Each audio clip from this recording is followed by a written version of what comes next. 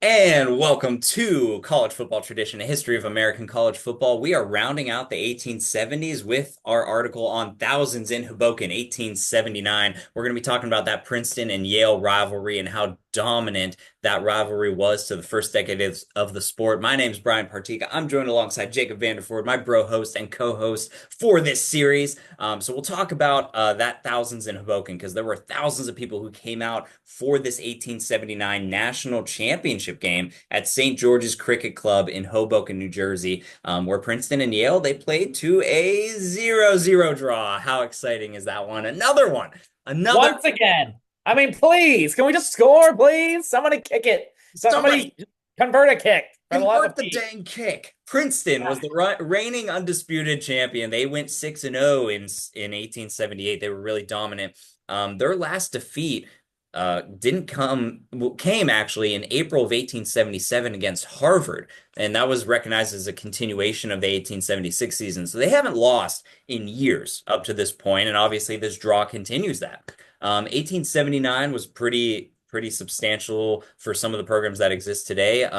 We see some programs get established like Michigan, UMass, Navy, Pennsylvania military. So we just saw some programs get established during this time. Jacob, what are your thoughts and opinions on this 1879 season? man, I love Pennsylvania military. Just, that true blue blood of college football. Everybody's heard of them. Yeah, I think it's really great to see just the expansion of college football over this period of time. Like we kind of mentioned, the University of Michigan had its first year in the sport this year, and they played Racine College in Wisconsin at the White Stocking Grounds in Chicago. That sounds so like regal and debonair. The White Stocking Grounds in Chicago. And this was the furthest west American college football game at the time. And it just super interesting to see how that has evolved and expanded. Again, Brian coined the term big bad bland. Really torturing teams this year. Going out to a 4-0 start against Penn, Columbia, Stevens, Harvard, some of their biggest rivals throughout those times. And it's really amazing to see the amount of spectators that came to these games. I remember when we were focusing on 1869, 1870, those first formative years of the sport, there really wasn't anybody that went to those games. Maybe like a few that were like, "Ooh, what is this?" Like people tackling each other, and there's a ball and uprights. What? And so I think it's just really neat to see how that has expanded as well. We're seeing those crowds coming to the one of the biggest rivalries. I mean, to me, this is very similar to the University of Michigan versus the Ohio State University, the game in the sport today, where that is always a sold out game televised on national TV.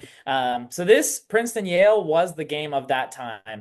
This was for all the marbles. This is for that national championship goal. Yale has won several titles over this time. Princeton, like we've talked about, has as well.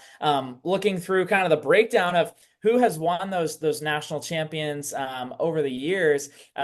Princeton has 9 national titles at this time, including 1879. Got 69, 70, 72, 73, 74, 75, 77, 78, now 79. That's 9 titles for Princeton. Go Tigers. Yale, the Bulldogs have 4, 72, 74, 76, 77. Talked about that back-to-back year recently. Go back and listen to that episode. It's a doozy if you haven't. And Harvard won in 1875. Rutgers won in 1869. So you can see how many national titles Princeton has. And they're really just the gauntlet of the era. And we'll continue to see that over the years to come. I mean, yeah, when you think about it, Princeton's only years where they didn't win were 1871 when there was no games played, so nobody won in 1871. Yeah. And then 1876, which was one of the years that Yale dominated the sport. But Princeton won all the rest, or at least claimed a Okay. share of all the rest. So it was really impressive to see that. I also want to make note that that Princeton-Yale season finale was at 2:40 p.m. on Thanksgiving Day, 1879. There was an estimated crowd there of around 6 to 7,000 spectators, and I was thinking about it, and I was like, that's a decent amount of people. That's obviously a lot of people for any college sporting event. If you just take them all and put them all in a bucket together, 6 to 7 thousand people is a lot. Do you know how many people attended the Princeton and Yale matchup of 2024? Probably about that, I'd say. About And you're, 7,000. yeah, and you're right. 7,594 people attended the Yeah. Princeton-Yale game in New Haven, Connecticut this past year, 2024. And we had around that for this game in 1879. How many 150 people years. does how many people does that stadium hold in New Haven? Ooh, like Yale's current stadium? Yeah. Uh, ooh, how many does it hold? Trivia of the day. Ooh, 64,000 people? No way. That is crazy. Wait, is that correct? The Yale Bowl. Does it really hold 64,000 like actually though? I doubt that. That's That crazy. can't be. Maybe it does. I'm looking at a picture of it right now, and Yeah. it is a bowl. It looks like you could pour some soup in there. It is a bowl. That would be one of the biggest, I mean, in a lot of if you put Yale in the Big 12, I think that that would be like the second or first largest stadium. Maybe BYU hasn't beat. Yeah, Dang. that's nuts. Dang. Okay. Well, Well, I mean, that kind of goes to show that would have been a super empty stadium. And at St. George's Cricket Club, that would have been probably filled to the brim at capacity. yeah, yeah. I mean, they probably didn't have a lot. Well, when you look at pictures, they didn't really have a lot of stands for people to like elevate and actually look. So you really had to surround the field, and maybe it would be about 3 or 4 rows deep of people in the places that they were able to stand. But wow, I mean, Princeton and Yale to be at that game, and they played to a 0-0 draw, nobody able to convert their kicks. Something else of note for this season is that as we talk about these unblemished recognitions that we're going to give out, UMass in their first season, they're going to obviously play in the MAC this upcoming year, but they joined college football ranks and they defeated Amherst 4-0. So that in-state rivalry game that took place over in Amherst, Massachusetts, UMass coming out victorious and finishing 1-0. Obviously not in consideration for the national championship, but something of note that we're going to make sure to talk about in every episode.